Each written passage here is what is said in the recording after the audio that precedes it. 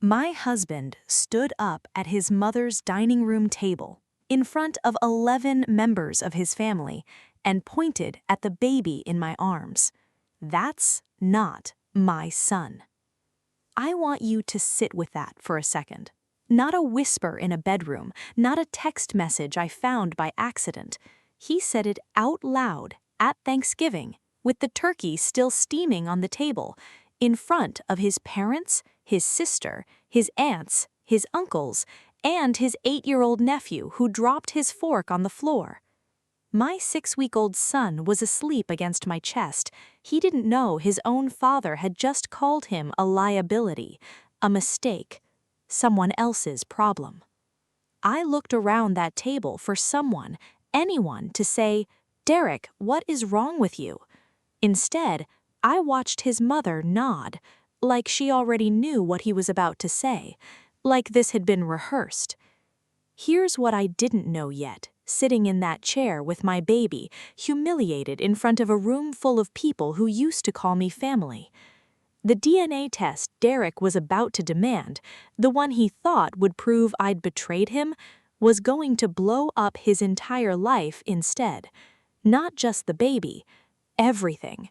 The affair he thought was a secret, the medical procedure he never told me about, all of it. He thought he was about to expose me. He had no idea he was about to expose himself. By the end of this story, the man who stood up at that table and humiliated me in front of his whole family was going to be sitting in a lawyer's office, alone, watching his entire life come apart because of choices he made, not me. Stick with me to the end, because the way this played out, even I didn't see it coming, and I'm the one who planned it. Hey, welcome back. If you're new here, I tell true revenge stories, the kind where someone does you wrong, thinks they got away with it, and then watches it all fall apart because of their own arrogance. This is one of those. Before we get into it, if stories like this hit for you, hit subscribe now, because I promise you this one gets so much worse before it gets better. There's a moment about halfway through where I found something in his phone that made me physically sick. And there's a moment near the end where I watched his own mother turn on him in real time. So get comfortable. This is a long one, and every minute of it matters. Let's go back to the beginning, back before any of this, back when I actually believed I had a good life. My name's Amanda. I was 31 when this story really starts, though the roots of it go back almost a decade. I met Derek at a mutual friend's engagement party when I was 23. He was the guy laughing loudest across the room, and somehow, by the end of the night, he was the guy who walked me to my car and made sure I texted him when I got home safe. That's the version of Derek I fell for. Attentive, present, the guy who remembered you mentioned liking a specific brand of tea 3 weeks ago and showed up with a box of it just because. We dated for 2 years before he proposed. I remember thinking I'd finally found the stable thing. My parents' marriage had been a mess growing up. A lot of shouting, a lot of silence, a divorce when I was 14 that nobody explained to me. Derek felt like the opposite of all that. Calm, reliable, someone who showed up. We got married when I was 26. Small wedding, big love, or so I thought. We bought a house 2 years later, nothing fancy, a little 3-bedroom in a starter neighborhood, the kind with a Target 15 minutes away and decent schools. We talked about kids early. Derek always said he wanted 2, maybe 3. He said it so many times I never had a reason to question it. Our daughter, Lily, was born when I was 29. Derek was a good dad in those early days, up for 2 a.m. feedings, videoed her first steps a dozen times from different angles, the whole thing. If you'd shown me a highlight reel of our marriage up to that point, you'd have called us the couple who had it figured out. But here's the thing about hindsight. It hands you a flashlight and makes you walk back through rooms you thought you already knew. Because looking back now, there were things, small things, Things I explained away at the time, because explaining things away is what you do when you love someone and you don't want to believe the alternative.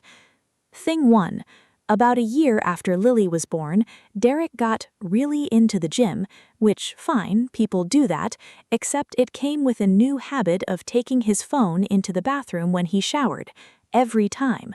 I remember noticing it and thinking, that's new, and then immediately talking myself out of thinking anything more about it.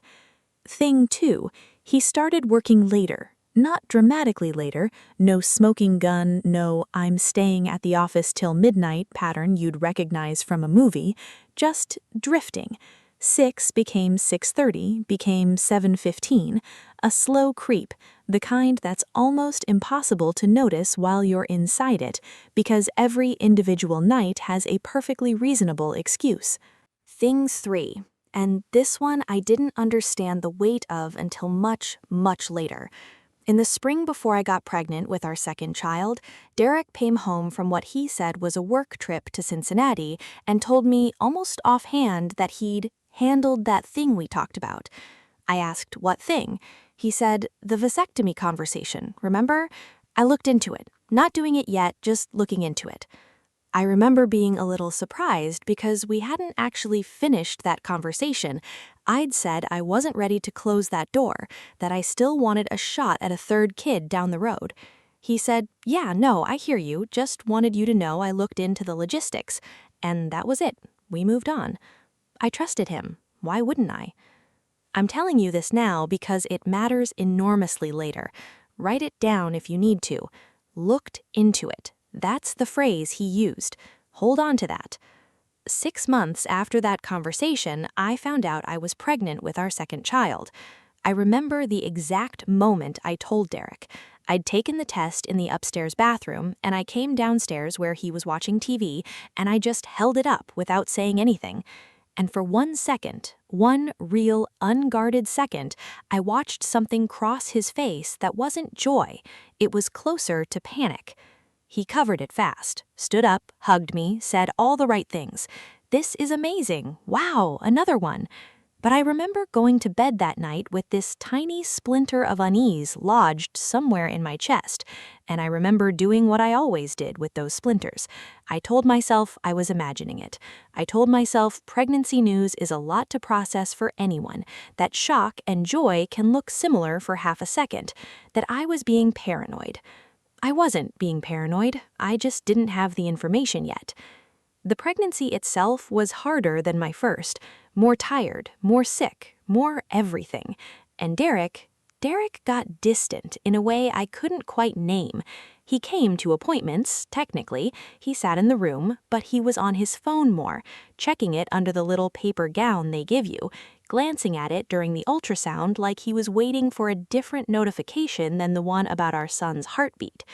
I brought it up once. I said, "You seem checked out lately." He said work was insane, that a big project was eating him alive, that he was sorry, that he loved me and the baby and everything was fine. I believed him. Of course I believed him. That's the whole design of this kind of betrayal. It's built entirely on the fact that the person on the other end of it loves you and wants to believe you. Our son was born in early October. We named him Eli. He had this shock of dark hair and Derek's exact nose. I remember the nurse commenting on it in the delivery room. "Oh, he's got Dad's nose for sure."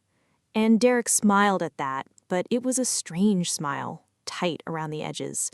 I chalked it up to exhaustion. New baby, new stress, 3 a.m. feedings again. But over the next 6 weeks, something in Derek shifted in a way I couldn't ignore anymore.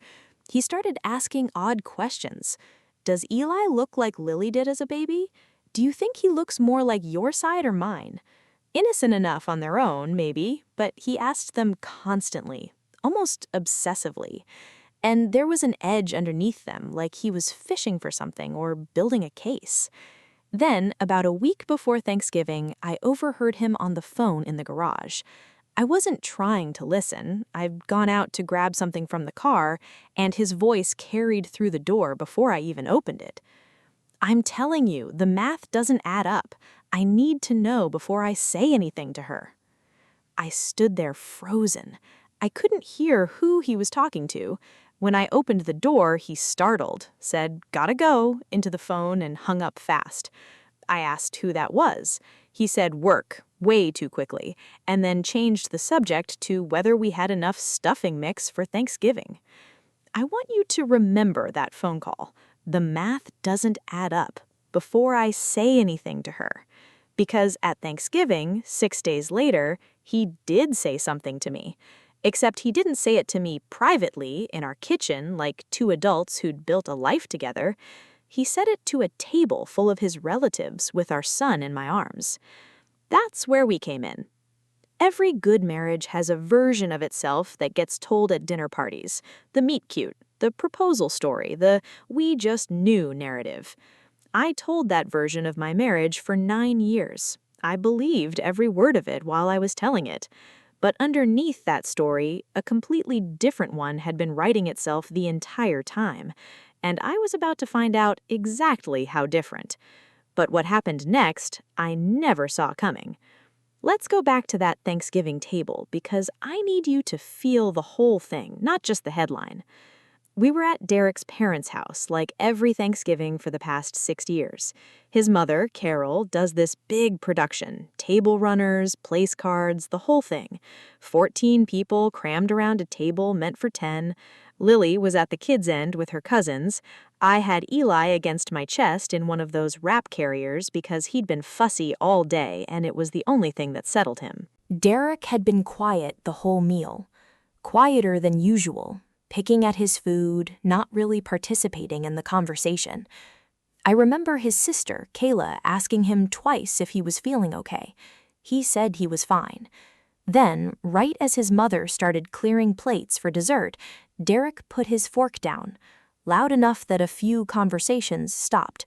He looked at me, not at Eli, at me, for a long second, and then he stood up. I need to say something. I remember laughing, actually, a nervous, confused laugh because I thought maybe he was about to do something sentimental, an anniversary toast, something about gratitude. That's genuinely where my brain went because that's the marriage I thought I was in. Instead, he looked around the table like he was building courage from an audience, and he said it. "That's not my son." I want to be honest with you about what happens in your body in that moment. It's not like the movies. I didn't scream, I didn't cry immediately.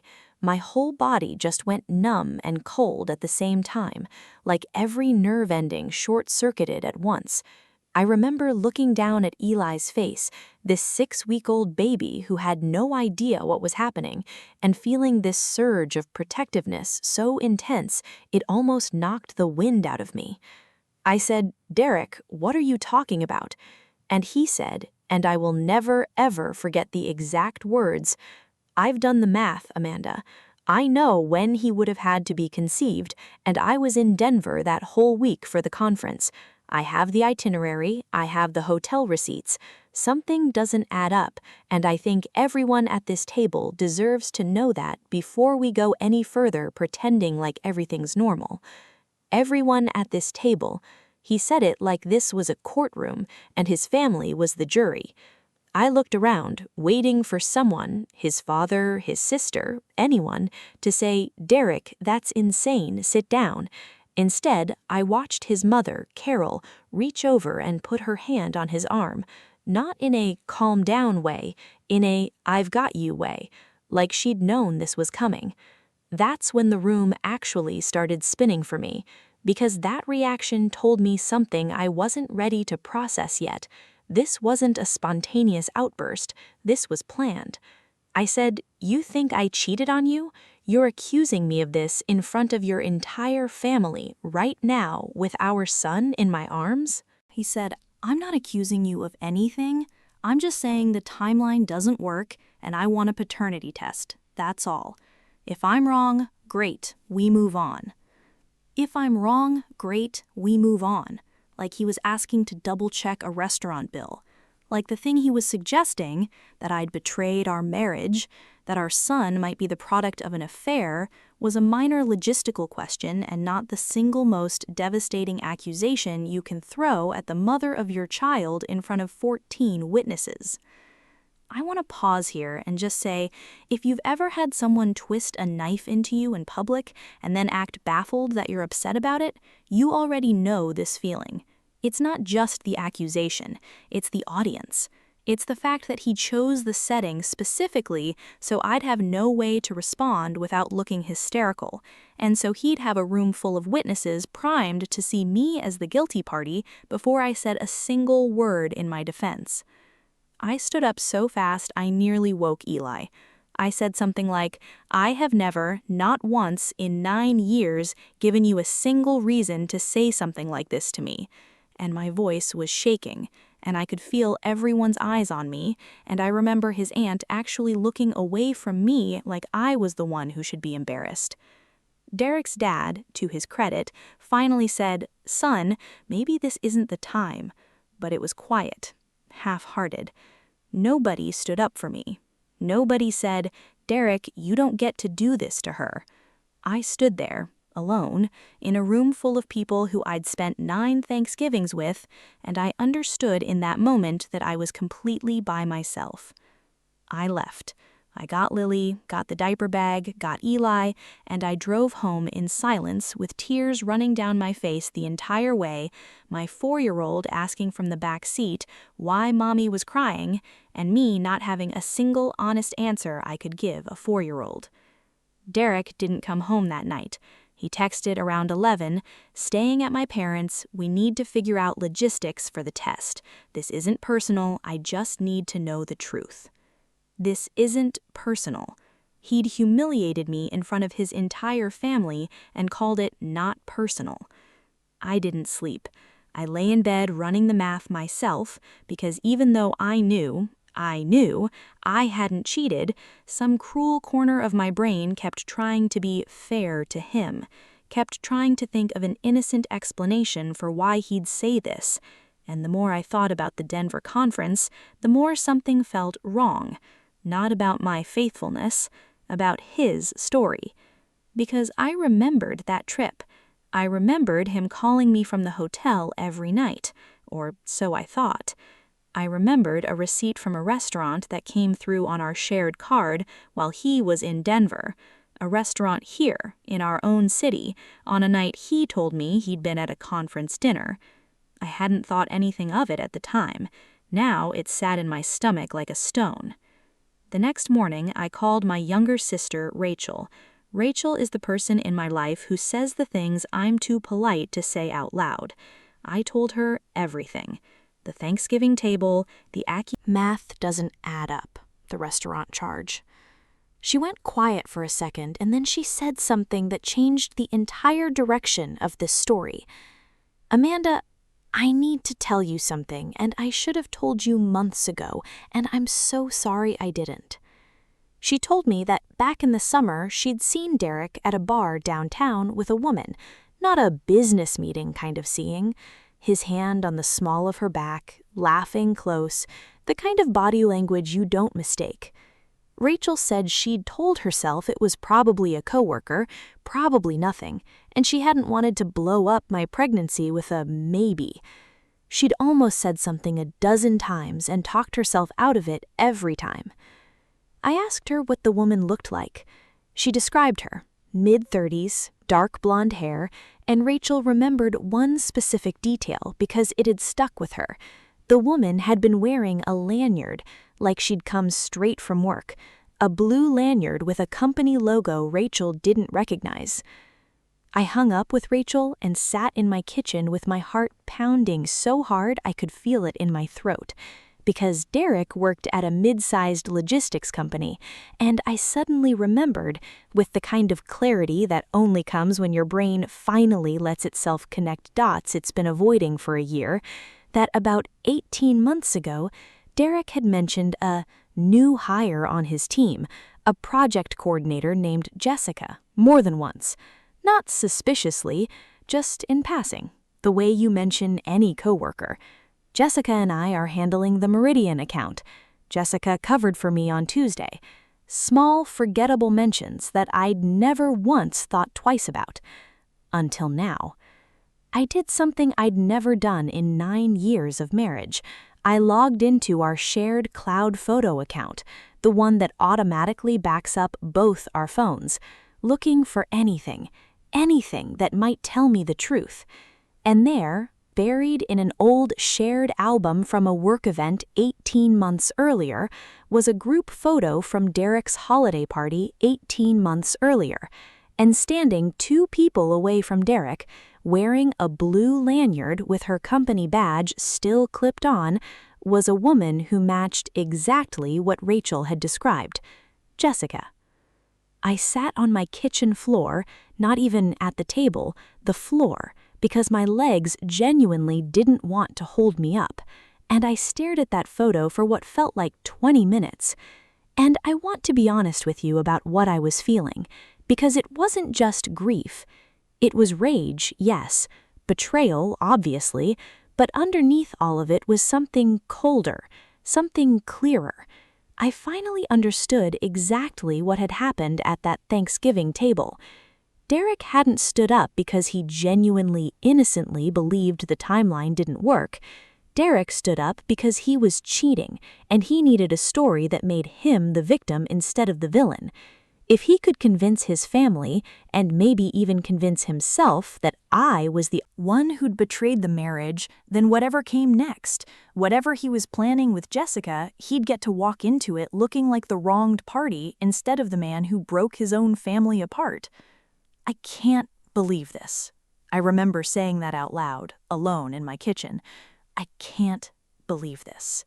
Because the sheer audacity of it, accusing me in public of the exact thing he was doing, was almost too much to process in one sitting. I spent the rest of that day in a fog. I fed Eli, I got Lily her snacks, I did every normal motion of motherhood while my mind ran in a completely different direction. And somewhere in that fog, something shifted in me. The devastation didn't go away, but it started sharing space with something else. Clarity. Because here's the thing about Derek's plan, if that's even what you'd call it, he'd made one enormous, arrogant miscalculation. He assumed that because he'd never gotten that vasectomy fully done, just looked into it, his words, the timeline math worked in his favor. He assumed a DNA test would back up his story and hand him the moral high ground on a silver platter, right as he prepared to leave me for someone else. He had absolutely no idea that a real, properly conducted DNA test wasn't going to prove his story at all. He had no idea it was about to blow it up completely. That night, after the kids were asleep, I didn't cry anymore. I sat at my kitchen table with a legal pad, and I started writing things down, not out of vengeance yet, at least not consciously, out of self-preservation. I needed to understand exactly what had happened to me before I could decide what to do about it. But even as I wrote, one thought kept circling back, cold and clear as ice water. Derek wanted a DNA test. Fine, he was going to get one, a real one. Done properly, done legally, done in a way that couldn't be disputed. And when it came back, it wasn't just going to answer the question he'd asked. It was going to answer every question he hadn't wanted anyone to ask. But what happened next, even I didn't see coming. Because 3 days later, I found something on a family iPad that turned this from a story about an affair into something so much worse. Let me back up for 1 second, because I need to explain the iPad, and then I need to explain why what I found on it changed my entire strategy. We had an old family iPad that mostly lived in the kitchen, the kind every household has, used for recipes, grocery lists, Lily watching cartoons while I cooked. Derek's email was still logged into it from years earlier, back before we each got our own devices for everything. I'd genuinely forgotten it was even connected. I wasn't snooping, I want to be clear about that, because it matters. I want you to understand this wasn't some calculated hacking operation. I opened the Notes app looking for a chicken recipe I'd saved months earlier. And there, in a note titled Nothing, just blank, was a running list: dates, dollar amounts, a hotel name I didn't recognize, and at the bottom, 3 words that made my stomach drop through the floor: vasectomy, Dr. Reyes, confirmed. I sat with that for a long time, because remember what Derek told me all those months ago: looked into it, not doing it yet. That's what he'd said. And here, in his own notes, dated a full 2 months before I got pregnant with Eli, was confirmation that he hadn't just looked into it, he'd done it. He'd gotten a vasectomy, and he'd never told me, which meant either of 2 things. Either he knew, biologically, that Eli being his was extraordinarily unlikely, vasectomies aren't 100% effective immediately, and failures do happen, but they're rare, and he'd panicked when I got pregnant and jumped to the conclusion that I must have cheated, without ever once considering the far more mundane explanation of a procedure not being fully effective yet. Or, and this was the possibility that actually terrified me, he knew exactly what he'd done, knew there was a real chance Eli was his despite the vasectomy, and used the DNA test threat anyway as cover, as a weapon, something to throw at me publicly so that whatever came out about Jessica later, he'd already look like the victim of my supposed betrayal instead of the architect of his own. Either way, one thing was now undeniable. Derek had made a massive, irreversible decision about our family's future, whether or not we'd ever have a 3rd child, a door I'd explicitly said I wasn't ready to close, and he'd done it in secret. He'd looked me in the eye and let me believe that conversation was still open. That alone, even without the affair, even without the Thanksgiving table, was its own kind of betrayal, a quiet, cowardly one. I called my sister again. I read her the note. She was quiet for a second and then said the thing I needed to hear. "Amanda, you need a lawyer, not eventually, now." That's when this stopped being just a story about heartbreak and started being a story about strategy. I found a family law attorney named Patricia Voss through a friend, someone with a reputation for being sharp, unemotional, and absolutely relentless when a client had been wronged. My first meeting with her, I laid everything out: the Thanksgiving accusation, the affair I suspected, the vasectomy note, the restaurant charge from the Denver trip. Patricia listened to all of it without interrupting once, and when I finished, she said something I've thought about 100 times since. "Amanda, your husband just did something a lot of angry, guilty men do. He tried to control the narrative before the facts could control it for him. Our job now is very simple: make sure the facts get to speak first, and in a way he can't spin. Here's where I need you to understand. I never once considered doing anything illegal, anything that would hurt my kids, anything that would put me at risk. Everything I'm about to tell you, I ran past Patricia first, every step, because the sweetest revenge isn't the kind that blows up your own life along with theirs.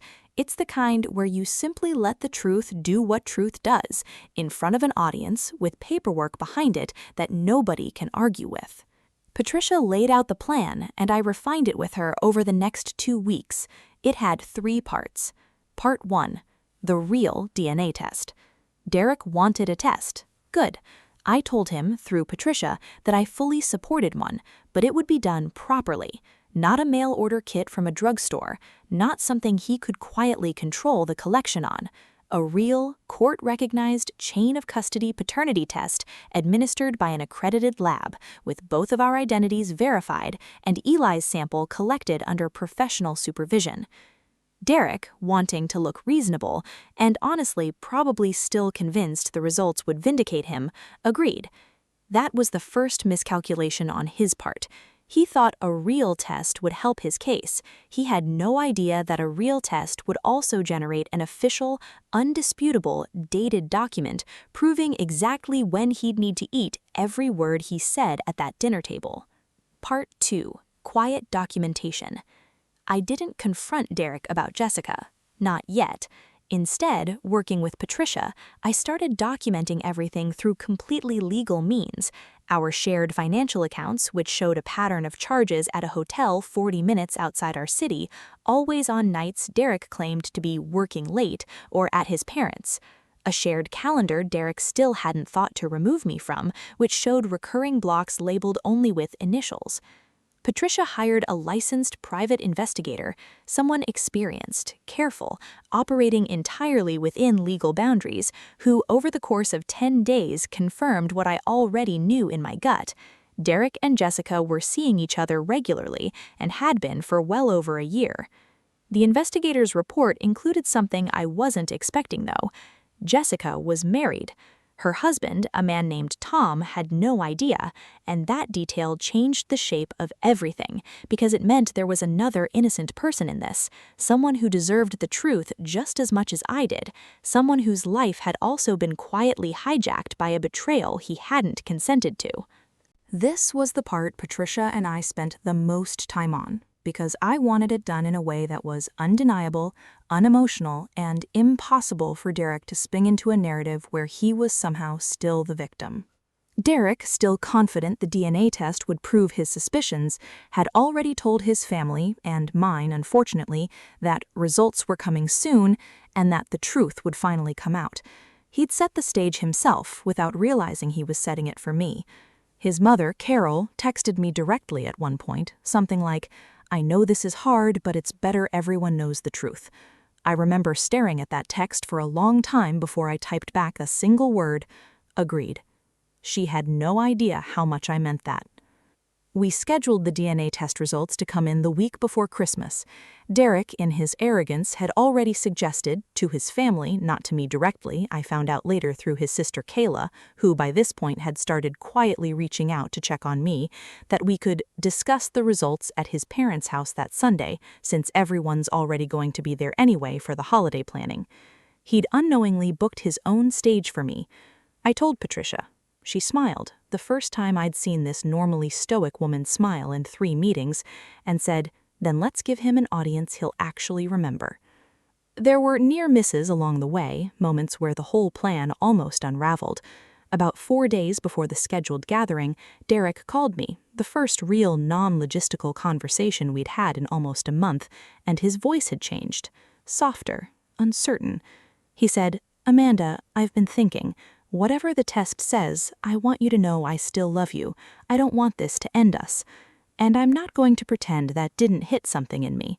9 years is 9 years. For one dangerous second, some old, tired part of me wanted to believe him, wanted to ask if we could just talk, really talk, before any of this went further. But then I thought about that Thanksgiving table, about his mother's hand on his arm, about the note in his handwriting dated months before he ever raised a single doubt to my face, about Jessica's husband, Tom, going about his life with no idea, and I remembered something Patricia had told me in our very first meeting. People don't accidentally humiliate their spouse in front of 14 witnesses. That takes planning. Don't let a soft phone call undo the work you've done to protect yourself. I told Derek, calmly, "We'll talk after the results," and I hung up. There was one more piece to the plan, the piece that made this feel less like petty revenge and more like simple, overdue justice. I asked Patricia whether there was a way, within the law, to make sure Tom, Jessica's husband, learned the truth around the same time everyone else did. Not out of cruelty toward him, out of basic decency. He deserved to know what his wife had been doing on those networking dinners she'd apparently been telling him about. Patricia said there was nothing illegal about simply telling the truth to someone directly affected by it, as long as it was done factually and without harassment. So I made a decision. I wasn't going to hide anything anymore, from anyone who had a right to know. I sat at my kitchen table 3 nights before Christmas, with copies of everything: the investigator's report, the hotel records, the shared calendar printouts, and a sealed envelope from the lab containing the official DNA results. And I felt something I hadn't felt since that Thanksgiving table. Steady. Derek thought he was walking into that gathering to finally be vindicated, to finally prove that I was the one who'd wronged him. He had no idea that everyone at that table, his mother, his father, his sister, and one person he'd never even considered, was about to learn exactly who he really was. And I never saw what happened next coming either, not the way it actually played out. The Sunday before Christmas, Carol's dining room looked almost exactly like it had at Thanksgiving. Same table, same chairs, different tablecloth, a red and green one this time, little embroidered snowflakes along the edge, which felt almost cruelly festive given what was about to happen in that room. I brought both kids. Lily, because canceling on her grandparents' Christmas gathering would have raised questions I wasn't ready to answer to a 4-year-old, and Eli because, honestly, I wanted him in the room. I wanted every single person at that table to look at that baby while the truth came out, the same way they'd looked at him when Derek stood up and called him a liability. Derek was already there when I arrived, sitting at the head of the table next to his mother, and I could see it on his face immediately, that particular kind of nervous confidence people have when they think they're about to be proven right. He actually smiled at me when I walked in. Smiled, like we were about to share a moment of relief together. Patricia had advised me not to say much before the results came out. Let the paperwork speak. Don't give him anything to argue with. So I sat down, got Eli settled in his car seat carrier beside me, and waited. Carol cleared her throat about 20 minutes in and said, "Well, I think we're all here now. Derek, honey, do you want to—" "Yeah," Derek said, standing up again, just like Thanksgiving, except this time I wasn't caught off guard. This time, I was ready. "I know this has been really hard on everybody, and I want to say, whatever the results are, I love this family and I want us to move forward together." I almost laughed, almost, because he still thought he was the wronged party, graciously offering forgiveness in advance. I reached into my bag and pulled out the sealed envelope from the lab, the actual, official chain of custody results, which I had picked up myself 2 days earlier and hadn't even opened yet, because I wanted this moment, this exact moment, to be the first time anyone in that room heard the truth. I stood up. I looked directly at Derek. "Since you brought this to the table in front of everyone," I said, my voice steadier than I expected it to be, "I think it's only fair we finish it in front of everyone too." I opened the envelope. I read the relevant line out loud, slow, so there could be no confusion, no reinterpretation later. Probability of paternity, 99.998%. Derek Walsh is not excluded as the biological father. The room went completely silent. I watched Derek's face go through about 4 different expressions in the span of 2 seconds. Confusion, then something like relief, then, as it actually landed, something closer to dread. Because he understood, faster than anyone else at that table, exactly what this meant. It meant his entire justification, the math doesn't add up, the humiliation he'd put me through, the audience he'd assembled specifically to watch me be exposed, had just collapsed in front of the exact same audience. Carol said, "Well, that's wonderful news, isn't it? See, Derek, I told you." "There's more," I said. I pulled out the second piece of paper. A printed page from Derek's own notes app, the one I'd found on the family iPad. I didn't editorialize, I just read it. "Vasectomy, Dr. Reyes, confirmed, dated 14 months ago, 2 months before I got pregnant with Eli." I looked up. Derek told me he'd only looked into this procedure. He never told me he'd actually gone through with it, which means when I got pregnant, he knew, better than any of us, exactly how unlikely, though not impossible, that was. And instead of talking to me privately, like an adult, like my husband, he decided the better move was to accuse me of infidelity in front of his entire family. Derek's father spoke for the first time, his voice low. "Derek, is that true?" Derek didn't answer. I watched his jaw working, watched him look around the table for some ally, some version of the room that would still be on his side. It wasn't there anymore. Even Carol had gone quiet, her hand no longer anywhere near his arm. "There's one more thing," I said, and this was the part even I hadn't been sure I'd be able to get all the way through without my voice breaking, but I did. Derek wasn't just worried about a vasectomy timeline. He's been having an affair for over a year with a coworker named Jessica. The room reacted, actual gasps, his sister Kayla's hand flying to her mouth, though I found out later she'd already suspected something and had been agonizing over whether to tell me herself. "And Jessica," I continued, "is married. Her husband's name is Tom. He didn't know either, until about an hour ago." This was the twist that even I hadn't fully planned for, not the way it ended up happening, because Patricia and I had arranged, with the investigators' help, to have documentation delivered to Tom that same morning, factual, unemotional, just records, nothing more, exactly as Patricia had said was within the bounds of the law. What I hadn't expected was for Tom, on his own, independently, to decide to drive to Carol's house himself once he'd absorbed what he was looking at. He knocked on the door about 90 seconds after I finished speaking. Carol answered it, visibly shaken, and Tom, a tall, quiet-looking man who I'd never met in my life until that exact moment, stepped just inside the doorway and said, calmly, devastatingly, directly to Derek, "I just wanted you to know I filed for divorce this morning, and I wanted to see your face when I said it." I want you to imagine the silence in that room. I've never experienced anything like it, before or since. Derek, the man who 6 weeks earlier had stood at a nearly identical table and confidently, cruelly humiliated me in front of everyone he loved, now stood frozen, exposed on every single front at once, with absolutely nowhere left to redirect the narrative. His mother, Carol, the woman who had squeezed his arm supportively at Thanksgiving, looked at him with an expression I can only describe as pure, cold disappointment, and said, quietly but clearly enough for the whole table to hear, "You humiliated her in my house, and you weren't even telling the truth." That's the moment. If you've been waiting for the yes moment in this story, that was mine. Watching his own mother, the person whose loyalty he'd counted on completely, turn to him with that look, and knowing there was absolutely nothing he could say to fix it, because everything he could possibly say had already been proven false, in writing, in front of everyone.